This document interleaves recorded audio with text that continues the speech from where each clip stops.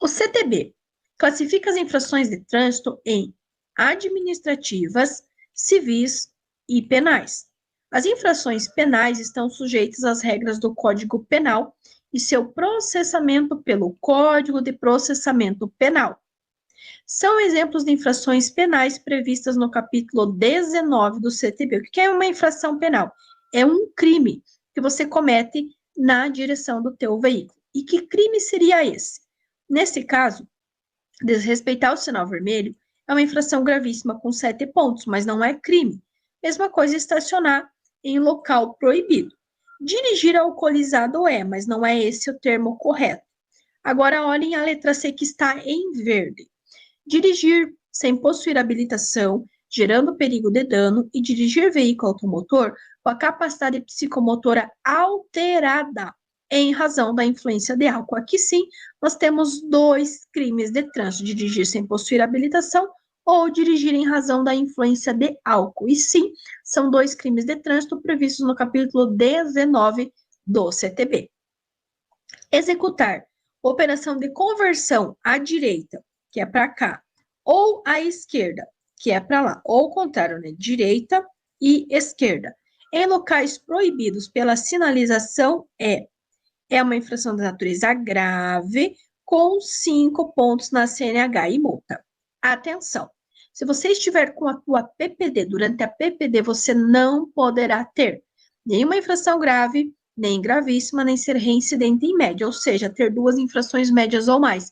Então, se, por exemplo, você fizer uma conversão em local proibido, direita ou esquerda, e você receber uma infração de natureza grave com 5 pontos, e você tiver com a PPD, a tua PPD será cassada, você terá que reiniciar o processo tudo do zero.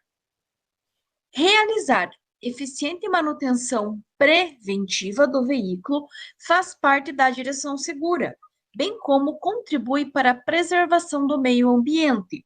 Assim, o condutor deve saber que um dos poluentes expelidos pelos canos de escapamento dos automóveis é a fuligem. A fuligem que? Então, ele quer saber o que é essa fuligem, o que essa fuligem pode causar. Em nós, seres humanos, ela pode agravar quadros alérgicos de asma. Porém, existe essa segunda questão que diz o seguinte: o material particulado, fumaça, poeira e fuligem, proveniente sobretudo dos veículos movidos a diesel, causam inúmeros problemas físicos. O problema físico que ele citou na questão anterior podem agravar quadros alérgicos de asma. Porém, ele quer saber além disso. Então, ele causa, problemas físicos aos seres humanos e também, o que mais que ele causa? Ele vai causar danos à estrutura e fachada de edifícios, contribuindo para a deterioração do patrimônio histórico e cultural de muitas cidades. Então, sempre que ele falar dos poluentes expelidos pelos escapamentos, sempre que ele falar da fuligem, que ele falar da fumaça, da poeira, lembrem-se, pode agravar quadros alérgicos de asma e também danos à estrutura e fachada de edifícios, contribuindo para a deterioração do patrimônio histórico e cultural de muitas cidades. Ao estacionar um veículo equipado com transmissão automática, bom, primeiro, para responder essa questão, eu preciso saber o que é um veículo com transmissão automática. Transmissão automática é aquele veículo que não possui embreagem e as trocas de marcha elas são feitas automaticamente pelo veículo.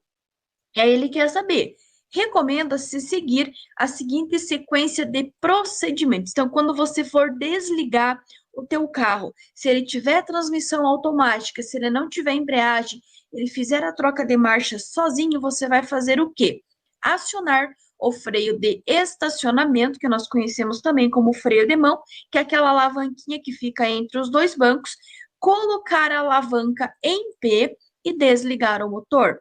acionar o freio de estacionamento, colocar a alavanca em P de pato e desligar o motor.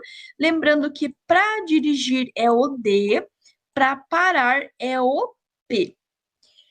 Agora ele vai falar do veículo normal, né, de qualquer veículo, aliás, quando você for utilizar o freio de estacionamento. Então, diz assim: na utilização correta do freio de estacionamento do veículo, deve-se. Aqui, pessoal, ele está falando apenas do freio de mão, tá? Ele não está falando da transmissão, não está falando do câmbio, ele está falando do freio de estacionamento. Nesse caso, para ambos, tanto com transmissão automática quanto transmissão manual, que é onde o condutor vai trocar de marcha manualmente, você irá puxar a alavanca sem forçar além do necessário. Puxar a alavanca sem forçar além do necessário. Caso seja um veículo que tenha, né, o câmbio automático, vocês irão acionar o freio de estacionamento, vão colocar a alavanca em P e vão desligar o motor. Agora, para puxar o freio de mão, a maneira correta é puxar a alavanca sem forçar além do necessário. A distância de segmento ou distância de segurança é definida como? Bom, o próprio nome já está dizendo, segmento é a distância que você segue alguém, ou seja, é aquela que permite ao condutor uma manobra segura, uma manobra de emergência. Então, vamos dizer que está o teu carrinho aqui, tem outro carrinho lá na frente. Essa distância entre os carros chama-se distância de segmento. Olhem que na outra questão ele já inverte. Ele primeiro dá a definição, a distância mínima necessária para evitar colisão com o veículo que segue à nossa frente. É a distância de segmento. Dica que eu dou para vocês. Anotem aí. Distância de segmento, aquela que permite ao condutor uma manobra segura. É a distância mínima necessária para se evitar a colisão com o veículo que segue à nossa frente. E acrescentem ainda, muito importante, essa distância ela é medida em 2 segundos. Então, anotem aí, distância de segmento ou de segurança, aquela que permite ao condutor uma manobra segura, ou a distância mínima necessária para se evitar colisão com o veículo que segue à nossa frente, medida em 2 segundos. Pela sequência, identifique a sinalização abaixo. Então, aqui, pessoal, ele quer o quê? Ele está dando a plaquinha de número romano 1, que é uma plaquinha amarela, que é uma plaquinha de advertência, e no número romano 2, nós temos uma plaquinha de regulamentação, que são todas as placas vermelhas, que ditam regras, restrições, proibições e obrigações na utilização das vias. No primeiro caso, nós temos o quê? Nós temos junções sucessivas contrárias. Primeira à direita e depois à esquerda. Então, aqui é direita, aqui é esquerda, ou aqui é esquerda e aqui é direita. Então, a leitura da placa, ela é feita de baixo para cima, porque é a direção que você está indo com o teu carro, tá? Então, ela significa junções sucessivas contrárias à direita. A primeira é na direita. Na segunda, tem o desenho de um pedestre e tem uma seta apontando para a direita. Significa o quê? Ele está dando uma ordem para esse pedestre. Pedestre, ande pela direita.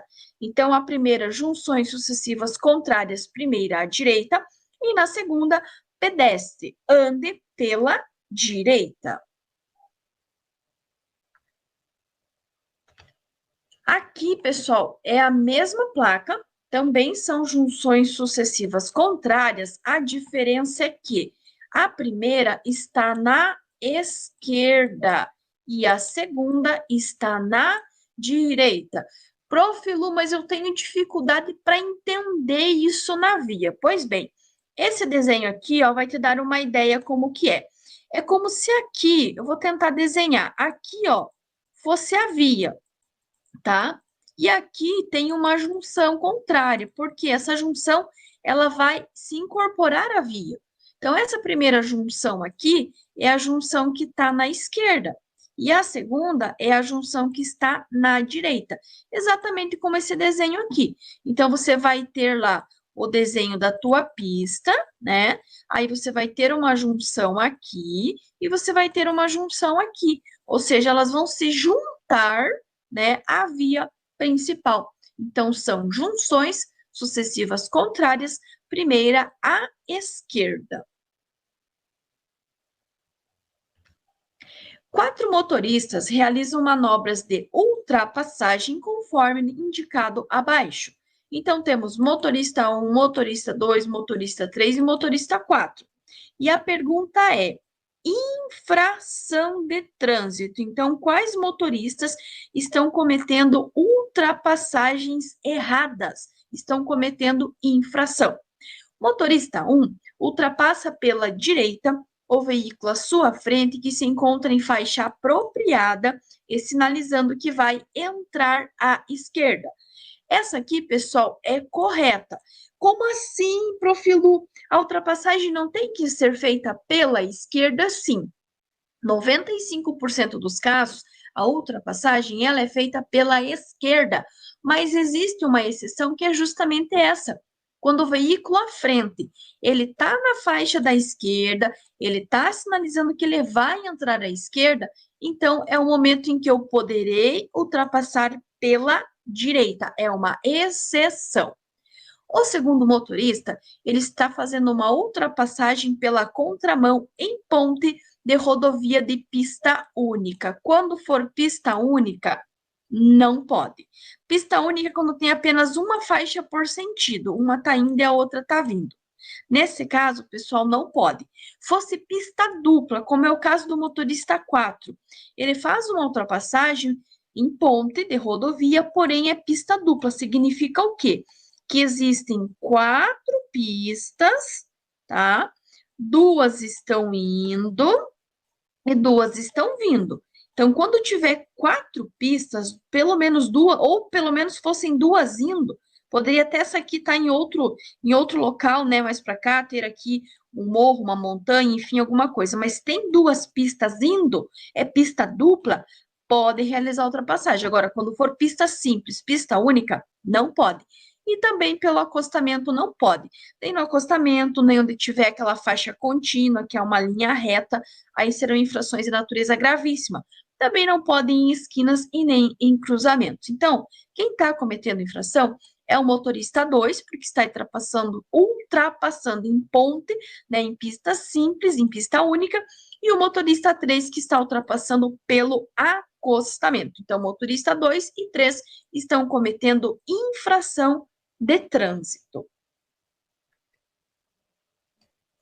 Finalizado com sucesso um vídeo para vocês com questões muito cobradas da prova teórica do Detran, vídeo atualizado. Se você chegou até aqui, gratidão pela sua companhia, gratidão também pela vida dos quase 40 mil inscritos aqui no canal. Só tenho a agradecer a Deus, ao Senhor Jesus, pela vida e por vocês estarem aí prestigiando o meu trabalho, que é simples, mas é feito com muito amor, com muito carinho e principalmente com muito respeito por você que está aí do outro lado e está precisando. Então, gratidão a todos, gratidão também pelo carinho de todas as mensagens, sucesso, bênçãos, conquistas, realizações e muita proteção para você e para sua família.